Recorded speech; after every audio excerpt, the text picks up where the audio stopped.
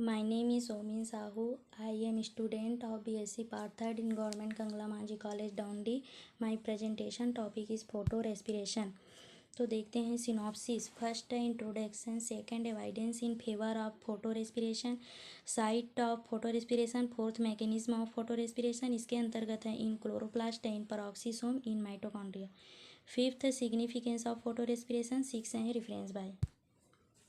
तो फर्स्ट देखते हैं इंट्रोडक्शन. तो फोटो रेस्पिरेशन की खोज सबसे पहले डेकर नामक वैज्ञानिक ने सन 1955 में किया था. इनके अनुसार कुछ पौधों में श्वसन की दर अंधकार की अपेक्षा प्रकाश में अधिक होती है. अब देखते हैं रेस्पिरेशन मीन्स श्वसन, process of energy release by the breakdown of substrate material. मतलब रेस्पिरेशन के दौरान सबस्ट्रेट मटेरियल का ब्रेकडाउन के फलस्वरूप एनर्जी रिलीज होता है. Next, in plants respiration is seen in dark as well as in light. Respiration पौधों में डार्क एवं लाइट दोनों में देखने को मिलता है. नेक्स्ट है डिकम्पोजिशन ऑफ कार्बोहाइड्रेट. कार्बोहाइड्रेट का अपघटन होता है. अब देखते हैं photo respiration, phenomenon of consumption of oxygen and release of carbon dioxide in the presence of light. तो फोटो रेस्पिरेशन, इस प्रक्रिया में लाइट की उपस्थिति में O2 की खपत एवं CO2 रिलीज होता है. नेक्स्ट है synthesis of glycolic acid in C2 cycle. Photo respiration को C2 साइकिल के नाम से भी जाना जाता है और C2 साइकिल में 2 कार्बन परमाणु युक्त ग्लाइकोलिक एसिड का फॉर्मेशन होता है. अब है एग्जाम्पल है सोयाबीन, मटर, कॉटन, धान आदि. नेक्स्ट देखते हैं evidence in favour of photo respiration. तो ए है burst of CO2 after illumination. तो देखते हैं, यदि ग्रीन प्लांट को कंटिन्यूअस लाइट में रखा जाए तो कार्बन डाइऑक्साइड की अत्यधिक मात्रा रिलीज होती है.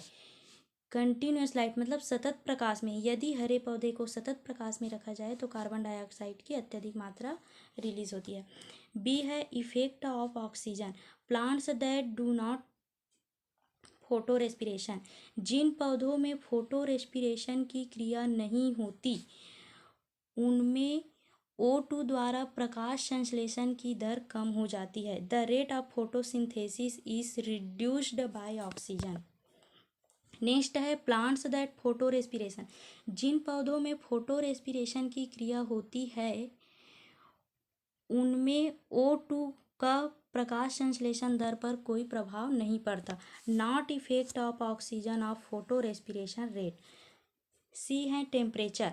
प्रकाश श्वसन की क्रिया 25 से 30 डिग्री सेल्सियस तापमान पर सर्वाधिक होती है. नेक्स्ट देखते हैं डी क्लोरोफिल डेफिशिएंट लीव. मतलब क्लोरोफिल विहीन पत्तियां. तो chlorophyll deficient leave not photo respiration. अब देखते हैं इस प्रकार के पौधों में CO2 निष्कासन की दर प्रकाश में भी वही होती है जो अंधकार में होती है. मतलब rate of carbon dioxide expulsion light is the same as darkness. Next देखते हैं third site of photo respiration. According to Hew and Krotkov 1968 इनके अनुसार फोटो रेस्पिरेशन की क्रिया 3 कोशिकांगों में संपन्न होती है. First chloroplast, second peroxisome, third mitochondria. तो पेरोक्सिसोम को फोटो रेस्पिरेशन का सेल्यूलर साइट माना गया है. फोर्थ देखते हैं मैकेनिज्म ऑफ फोटो रेस्पिरेशन. तो है the measure of metabolic substance of photo respiration is glycolic acid. Photo respiration का प्रमुख मेटाबॉलिक सब्सटेंस ग्लाइकोलिक एसिड होता है. फोटो रेस्पिरेशन निम्नलिखित चरणों में पूर्ण होती है. फर्स्ट देखते हैं इन क्लोरोप्लास्ट. जब बाह्य वातावरण में CO2 की सांद्रता 1% से कम होती है तब राइबुलोज 1,5-डाइफॉस्फेट डाइफॉस्फेट कार्बोक्सिलेज या राइबुलोज डाइफॉस्फेट ऑक्सीजिनेज एंजाइम की उपस्थिति में ऑक्सीकृत होकर 2-फॉस्फोग्लाइकोलिक एसिड तथा 3-फॉस्फोग्लिसरिक एसिड का निर्माण करते हैं. इस प्रकार 2-फास्फोग्लाइकोलिक एसिड फास्फेटेज एंजाइम की उपस्थिति में अपना फास्फेट समूह खोकर ग्लाइकोलिक एसिड का फॉर्मेशन करता है जो 2 कार्बन परमाणु युक्त होता है। अब नेक्स्ट देखते हैं second in peroxisome glycolic acid इंटर्स peroxisome. तो क्लोरोप्लास्ट में बना ग्लाइकोलिक एसिड परऑक्सीसोम में प्रवेश करता है। इस प्रकार ग्लाइकोलिक एसिड ऑक्सीकृत होकर ग्लाइऑक्सिलिक एसिड तथा H2O2 का फॉर्मेशन करते हैं। यहाँ हाइड्रोजन परऑक्साइड कैटेलेज एंजाइम की उपस्थिति में ऑक्सीकृत होकर जल तथा O2 का फॉर्मेशन करते हैं। अब नेक्स्ट देखते हैं ग्लाइऑक्सिलिक एसिड मतलब ग्लाइकोलिक एसिड के ऑक्सीकरण से बना ग्लाइऑक्सिलिक एसिड ग्लूटामेट ग्लाइओऑक्सलेट ट्रांसमिनेज एंजाइम की उपस्थिति में ग्लूटामिक एसिड से क्रिया कर ग्लाइसिन नामक अमीनो अम्ल तथा अल्फा कीटोग्लूटरिक एसिड का निर्माण करते हैं। अब है थर्ड इन माइटोकॉन्ड्रिया। तो ग्लाइसिन इंटर्स माइटोकॉन्ड्रिया परऑक्सीसोम में बना ग्लाइसिन माइटोकॉन्ड्रिया में प्रवेश करता है और माइटोकॉन्ड्रिया में ग्लाइसिन के 2 अणु जल से क्रिया कर एक अणु सीरीन का तथा कार्बन डाइऑक्साइड का एक अणु का फॉर्मेशन करते हैं और इस प्रकार अमोनिया भी प्राप्त होता है। नेक्स्ट है in peroxisome serine enters peroxisome. Mitochondria में प्राप्त सीरीन परऑक्सीसोम में प्रवेश करता है तथा सीरीन नामक अमीनो अम्ल ग्लाइऑक्सिलिक एसिड से क्रिया कर हाइड्रॉक्सी पायरुविक एसिड तथा ग्लाइसिन नामक अमीनो अम्ल का फॉर्मेशन करते हैं। अब hydroxy pyruvic acid glyceric acid इसे ग्लिसरेट भी कहते हैं ग्लिसरिक एसिड का फॉर्मेशन करते हैं। अब ग्लिसरिक एसिड ATP से क्रिया कर 3-फास्फोग्लिसरिक एसिड का निर्माण करते हैं जिसे 3PGA भी कहते हैं और इस प्रकार इस क्रिया में ग्लिसरिक एसिड से 3PGA के निर्माण में एनर्जी लॉस होता है जिससे ATP से ADP का फॉर्मेशन होता है और इस प्रकार देखते हैं कि 3PGA केल्विन चक्र में प्रवेश करते हैं। अब देखते हैं C2 साइकिल। तो C2 साइकिल का अर्ली प्रोडक्ट हैं ग्लाइकोलेट मतलब ग्लाइकोलिक एसिड और इन प्रोडक्ट हैं 3PGA 3-फास्फोग्लिसरिक एसिड। इस प्रकार हम देखते हैं कि जब बाह्य वातावरण में CO2 की सांद्रता 1% से कम होती है तो ऑक्सीजनेज एंजाइम की उपस्थिति में राइबुलोज डाइफॉस्फेट ऑक्सीकृत होकर 2-फास्फोग्लाइकोलेट तथा 3PGA का निर्माण करते हैं। इस प्रकार 2-फास्फोग्लाइकोलेट अपना फास्फेट समूह खोकर ग्लाइकोलेट या ग्लाइकोलिक एसिड का निर्माण करते हैं। अब यह क्रिया क्लोरोप्लास्ट में संपन्न होती है।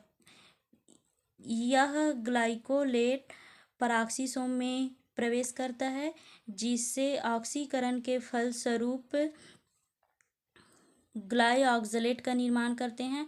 अब ग्लाइऑक्सलेट ग्लूटामेट कीटोग्लूटरिक एंजाइम की सहायता से ग्लाइसिन नामक अमीनो अम्ल का फॉर्मेशन करते हैं और ग्लाइसिन नामक अमीनो अम्ल अब माइटोकॉन्ड्रिया में प्रवेश करते हैं। अब ग्लाइसिन के 2 अणु H2O से संयोग करते हैं जिसके फलस्वरूप एक अणु सीरीन का एक अणु तथा कार्बन डाइऑक्साइड का एक अणु प्राप्त होता है साथ ही NH3 मुक्त होता है। यहाँ NAD+ से NADH का फॉर्मेशन होता है। NADH निकोटिनामाइड एडेनिन डाइन्यूक्लियोटाइड है। अब माइटोकॉन्ड्रिया में प्राप्त सीरीन पुनः परऑक्सीसोम में प्रवेश करता है।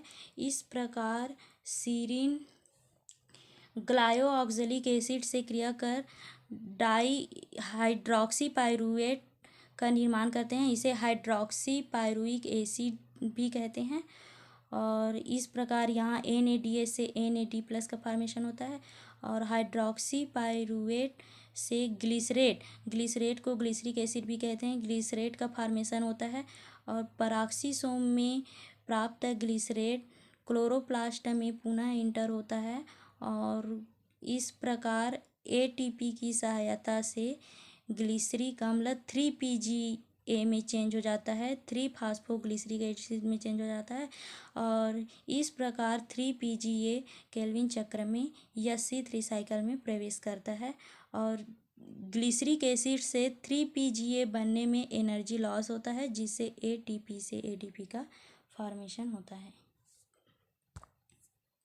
नेक्स्ट देखते हैं सिग्निफिकेंस ऑफ फोटो रेस्पिरेशन। तो फर्स्ट है photo respiration occurs when the carbon dioxide levels inside a leaf become low. This happens on hot dry days. Photo respiration तब होता है जब एक पत्ती के अंदर CO2 का स्तर कम हो जाता है। यह गर्म शुष्क दिनों में होता है। सेकंड है on hot dry days the plant is forced to close its stomata to prevent excess water loss. गर्म शुष्क दिनों में पौधा अतिरिक्त पानी की कमी को रोकने के लिए अपने रंध्र को बंद करने के लिए मजबूर होता है। नेक्स्ट है the plants continues fixed carbon dioxide when its stomata are closed the carbon dioxide will get used up the and the oxygen ratio in the leaf will increase relative to carbon dioxide concentration. मतलब यह plant CO2 को ठीक करता है, balance करता है, उसे नियंत्रण में रखता है जब इसके स्टोमेटा CO2 बंद हो जाते हैं और पत्ती में O2 का अनुपात CO2 के सापेक्ष बढ़ जाता है। इस प्रकार हम देखते हैं कि फोटो रेस्पिरेशन पौधों के लिए अति महत्वपूर्ण क्रिया है। Thank you.